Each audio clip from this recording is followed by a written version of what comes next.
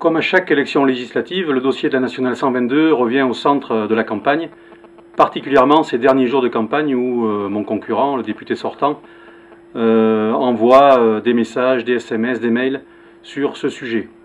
Je voudrais donc apporter une réponse à ces attaques. Il nous avait dit en 2007 que c'était sa priorité absolue. Chacun peut constater que rien n'a été fait, pas un coup de pelleteuse, pas une modification de cette 122. Donc 5 ans pour rien. Il nous annonce maintenant pour les mois à venir 40 millions d'euros et critique ma position en disant que je suis contre une participation des collectivités locales. Je voudrais répondre à ces deux arguments.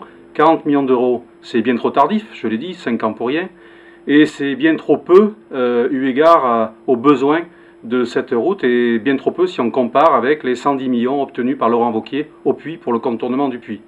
Quant au financement des collectivités locales, nous pensons qu'il faut bien faire la part des choses et la part des compétences. L'État n'a que 130 km de route dans le Cantal à s'occuper. Le Conseil général en a 4000 km. 4000 de routes qui dépendent, 4000 km qui dépendent du Conseil général.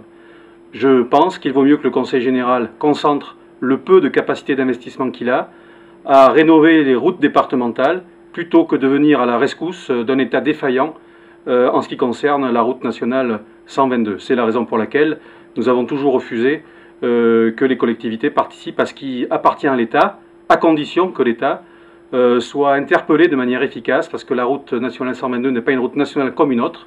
C'est une route d'aménagement du territoire qu'il faut considérer en tant que telle et donc donner des crédits spécifiques à la hauteur des enjeux. Ça n'a pas été le cas pendant 5 ans. Je souhaite, si je suis élu, faire mieux, en tout cas que Vincent Descoeur, et développer ce dossier pour qu'enfin il ait une concrétisation dans les années qui viennent.